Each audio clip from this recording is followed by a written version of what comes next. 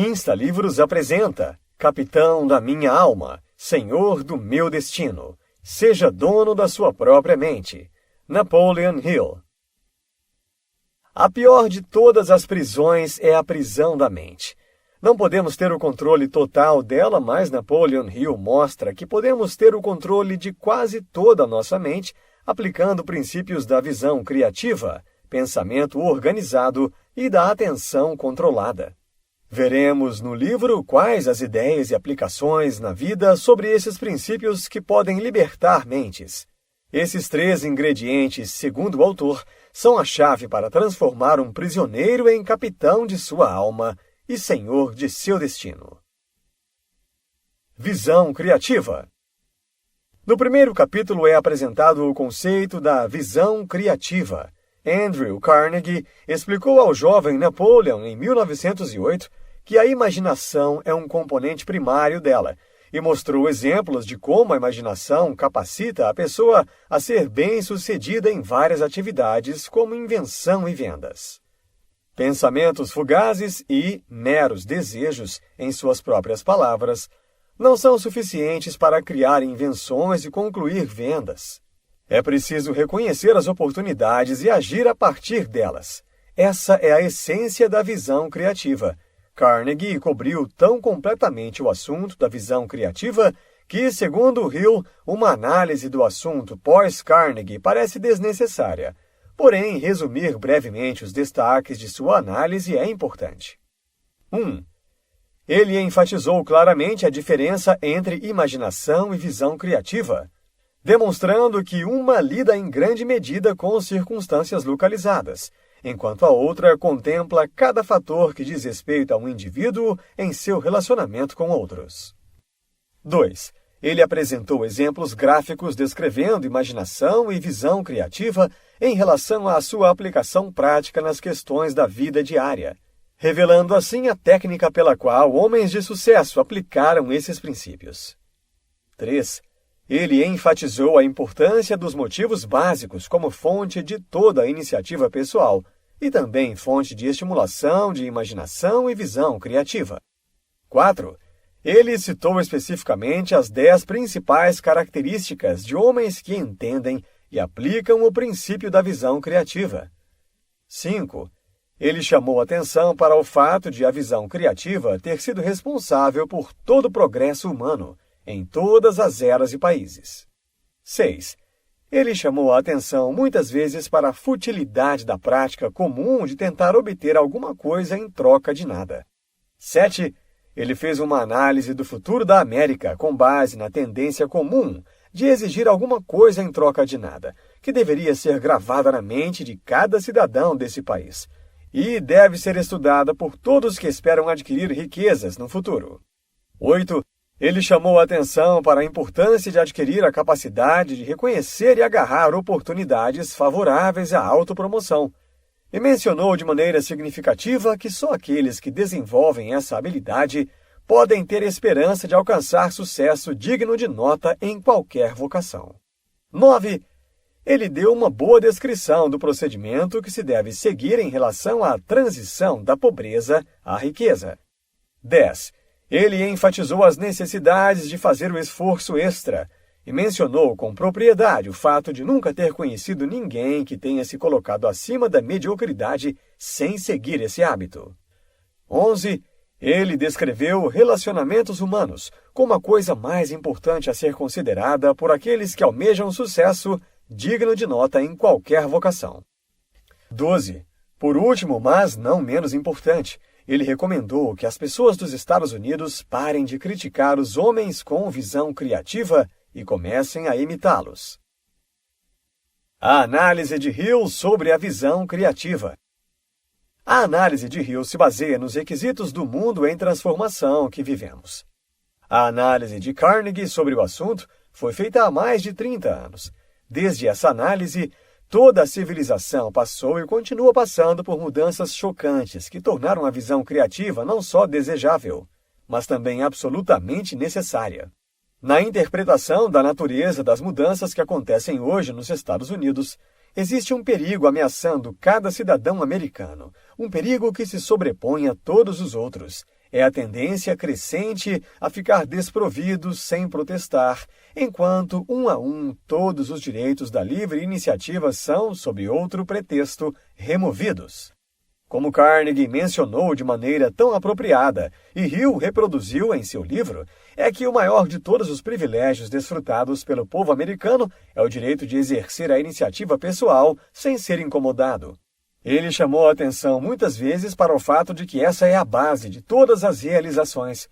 Da riqueza da própria carreira, ele extraiu imagens e mais imagens de circunstâncias pelas quais muitos homens alcançaram o sucesso agindo por iniciativa própria. A visão criativa terá pouca utilidade para o homem que é forçado, seja pela lei, seja por regras dependentes, a limitar a quantidade de serviço que presta. Sabe-se, desde os primórdios da civilização, que o serviço que um homem presta é causa e efeito do pagamento que ele recebe, e que o pagamento é medido em próxima relação à qualidade e quantidade do serviço. Como fogo brando produz pouco calor, e um fogo ardente produz maior quantidade de calor, da mesma forma que um serviço. Não há como fugir dessa conclusão. Há muito tempo, um grande filósofo disse: o maior mal de toda a gente é se recusar a encarar os fatos. Chegou o tempo em que todos precisam encarar os fatos e reconhecê-los pelo que são. Os Estados Unidos ainda são a terra dos bens e da oportunidade. Ainda existe nesse país o direito de se escolher as ocupações, embora alguns tenham sido privados do privilégio de tirar proveito máximo desse direito. Ainda se tem o direito de votar e eleger para os cargos públicos os homens com a escolha da população, embora tenham abusado tanto desse privilégio com falhas ao votar, que também ele perdeu muitos de seus benefícios. O povo ainda pode frequentar a igreja que quiser e adorar de acordo com os preceitos de suas crenças, mas com a indiferença das pessoas aos benefícios da igreja, foi lançado um forte e definitivo declínio de sua influência. Ainda existem homens com visão criativa, como os líderes da indústria americana, a espinha dorsal de todo o sistema econômico, mas estão demonstrando ingratidão, recompensando-os com adjetivos e ofensas. Ainda existe todo o capital de giro necessário para operar as vastas indústrias da América, mas demonstra-se tamanha hostilidade àqueles que arriscam seu capital que eles se tornaram acanhados e desconfiados a ponto de se recusarem a investir o seu dinheiro. Certamente esse tipo de indiferença não estimula o desenvolvimento da visão criativa que esse país precisa ter para seguir sendo a nação mais rica e mais livre. Esses são apenas alguns dos males que assolam os homens. É importante encarar os fatos e mudar de direção antes de perder os privilégios de que se orgulha há tanto tempo. Como mencionou de maneira tão apropriada Carnegie, toda a iniciativa pessoal se baseia em causas. Pensamento organizado. Este capítulo discute a importância do princípio do pensamento organizado. Por meio do uso de 3 gráficos, Hill explica como se pode atingir e usar o pensamento organizado para controlar com sucesso o próprio destino. Eles comprovam que o pensamento organizado, a força de vontade e a autodisciplina interagem com as faculdades mentais, os 5 sentidos, os motivos básicos do homem e outros princípios de sucesso para produzir resultados. Pensamentos sem ação são ineficientes. Hill explica como o raciocínio indutivo e dedutivo e hereditariedade social contribuem para o desenvolvimento do pensamento organizado. Ressalta a importância de hábitos, bons e maus, para influenciar a capacidade do indivíduo de atingir o pensamento organizado. Pensamentos são coisas, disse um grande filósofo, e é significativo que o pensamento seja uma das poucas coisas que o indivíduo pode controlar completamente. O pensamento magnetiza todo o corpo físico do indivíduo e atrai para ele coisas externas, físicas, que se harmonizam com ele. O principal propósito é mostrar como o poder do pensamento pode ser organizado e dirigido para fins definidos.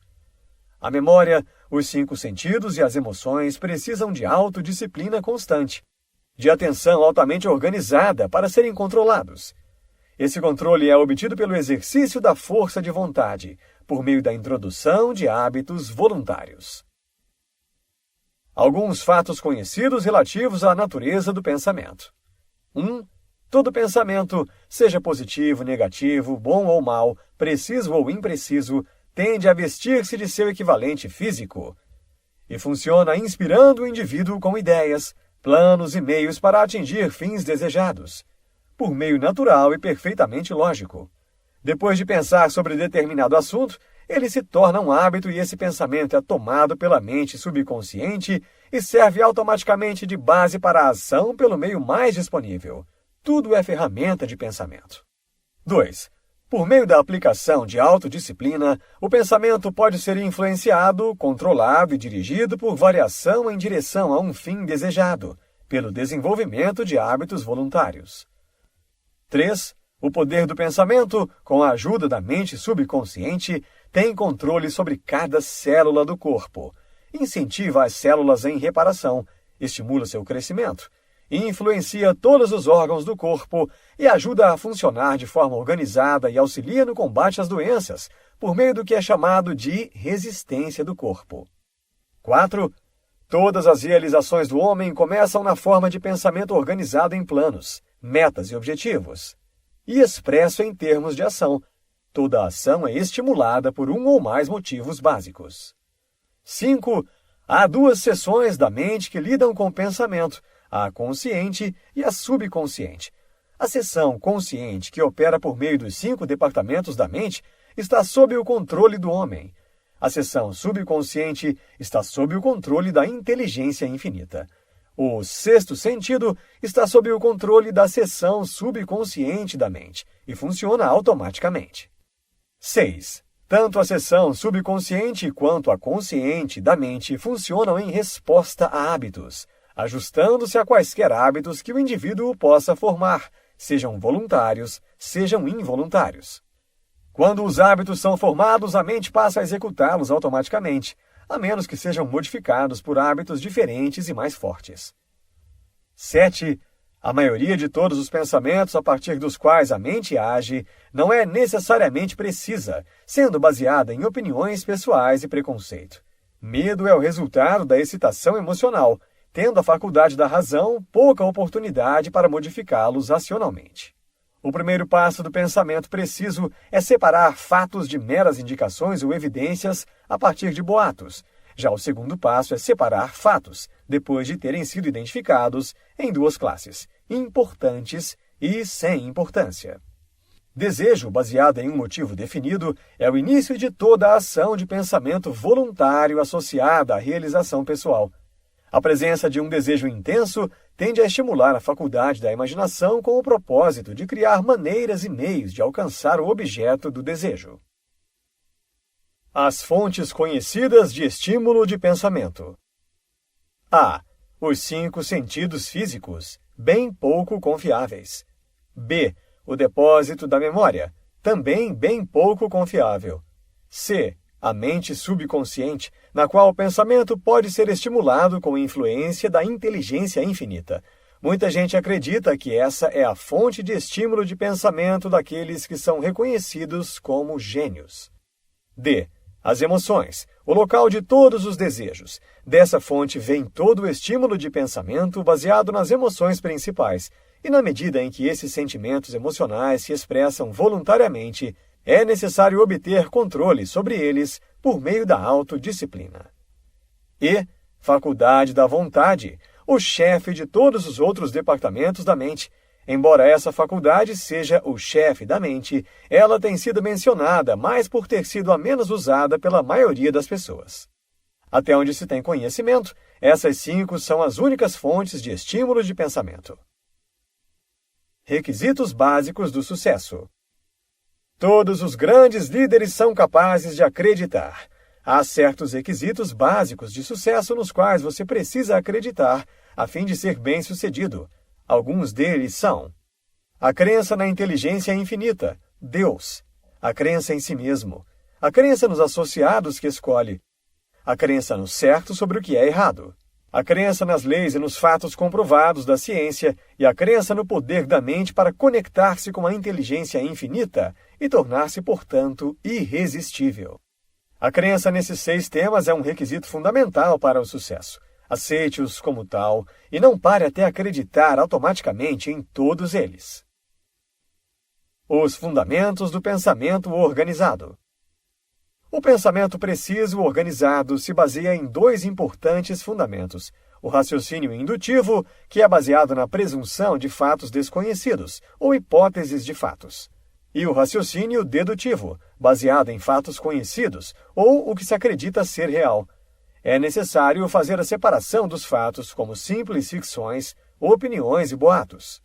As opiniões que formam a base da maioria do chamado pensamento geralmente não são confiáveis e, com frequência, podem ser muito perigosas, porque são muitas vezes baseadas em vieses, preconceitos, intolerância, suposições, boatos ou pura ignorância. Os seguintes fatos relativos a opiniões devem ser conhecidos por todos que querem aprender a pensar com precisão. 1. Nenhuma opinião é confiável, a menos que se baseie em fatos conhecidos ou na fé no plano divino, e ninguém tem o direito de expressar opinião sobre qualquer assunto sem garantia razoável de que ela se baseie em fatos. Opiniões são o que há de mais gratuito do mundo, e muitas são dispensáveis, não valem nada. 2. Conselhos oferecidos por amigos, parentes e conhecidos muitas vezes não merecem consideração e devem ser sempre analisados com muito cuidado antes de serem aceitos como um guia confiável para um pensamento. 3. Pensadores precisos não permitem que ninguém pense por eles. Verificam as fontes desses fatos da maneira como querem e fazem uso sensato das fontes para sua orientação. 4. Difamadores e fofoqueiros não são fontes confiáveis para se obter fatos e, infelizmente, exercem uma poderosa influência na vida de muitas pessoas. 5. Desejos normalmente são os pais dos pensamentos e muitas pessoas têm o mau hábito de tirar conclusões precipitadas dos fatos. Para harmonizar com os seus desejos, para o seu próprio bem, observe com cuidado essa fraqueza humana comum. 6. O senso comum é abundante e a maior parte dele é gratuita, mas fatos que são analisados geralmente têm um preço. O preço é o trabalho duro para examinar sua exatidão. Atenção controlada. O último capítulo do livro é dedicado ao princípio do sucesso da atenção controlada. Atenção controlada é concentração e mais, são os meios pelos quais os planos da pessoa são impressos na mente do subconsciente.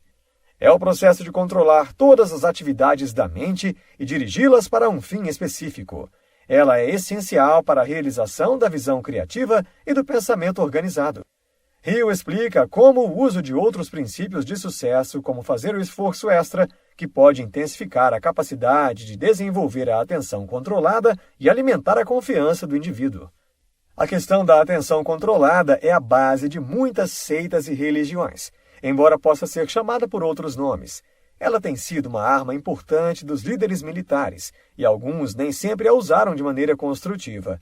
A união de duas ou mais mentes trabalhando em perfeita harmonia pela realização de um objetivo definido tem o efeito de estimular a mente de cada uma delas. Esse resultado nós conhecemos, porque ele é um resultado que está surgindo nos laboratórios de pesquisa e nos conselhos do comércio e da indústria do mundo todo, quase como uma rotina diária. São vistas a todo momento evidências de que essa combinação de mentes dá aos homens visão, coragem, imaginação e iniciativa que eles não têm quando agem sozinhos e de maneira independente. Andrew Carnegie incluiu a atenção controlada como um dos princípios da realização individual, mas até o grande mestre do aço falhou ao associar esse princípio aos meios pelos quais a civilização pôde progredir.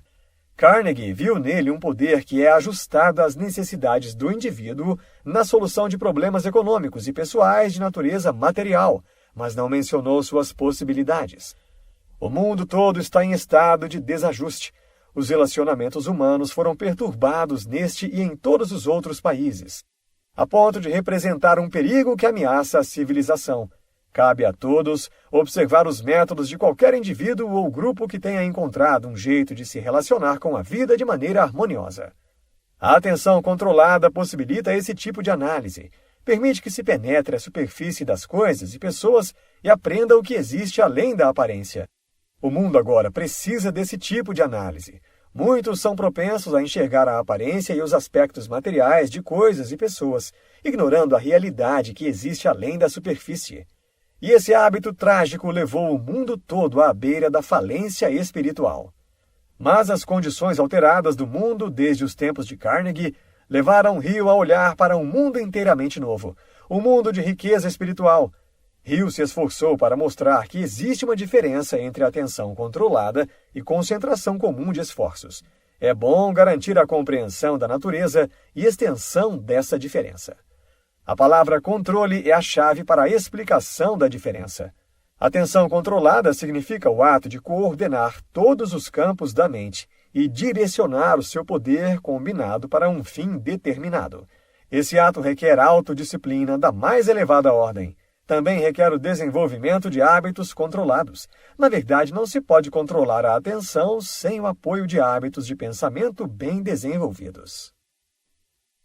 Circunstâncias de aplicação sob a atenção controlada. A oração. Quando alguém ora, se entende o verdadeiro significado da oração em um estado mental livre de todo medo e dúvida. Deixa-se de lado a faculdade da razão, a faculdade da vontade e outras faculdades mentais, exceto as faculdades das emoções. Com a mente sob controle, ele concentra todas as suas emoções positivas, em especial a emoção da fé, sobre o objeto de sua oração. Com fé profunda, fica mais fácil acreditar na realização de algo. A definição de objetivo. Aqui se deve entender o pleno significado da ênfase de Andrew Carnegie nos relacionamentos de perfeita harmonia entre a mente de todos do grupo de Mastermind. Desentendimento por parte de um indivíduo ou do grupo destruirá a característica de atenção controlada. O amor.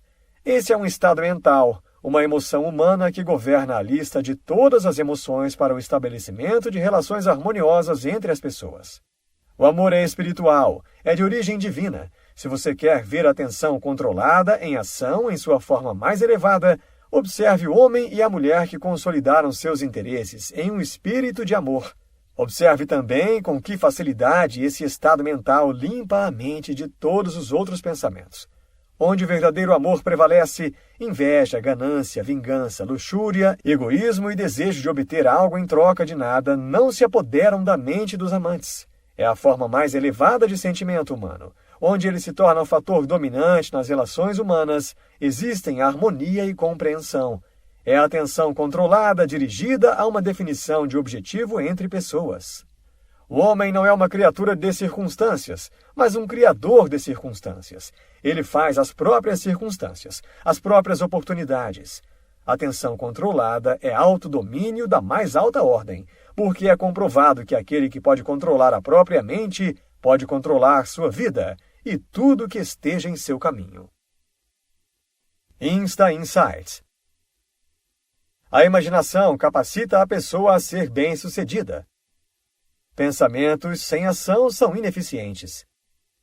Todas as realizações do homem começam na forma de pensamento organizado em planos, metas e objetivos, e expressado em termos de ação. A união de duas ou mais mentes trabalhando em perfeita harmonia pela realização de um objetivo definido tem o efeito de estimular a mente de cada uma delas. A atenção controlada é aplicada através da oração, da definição de objetivos e do amor. Neste livro você aprendeu que o homem que sabe exatamente o que quer e sabe conduzir a sua vida, concentra sua atenção em alcançar esse propósito com todo o apoio de sua vontade aplicada à atenção controlada, aos conceitos da organização de seu pensamento e, é claro, de sua visão criativa. Essa união de esforços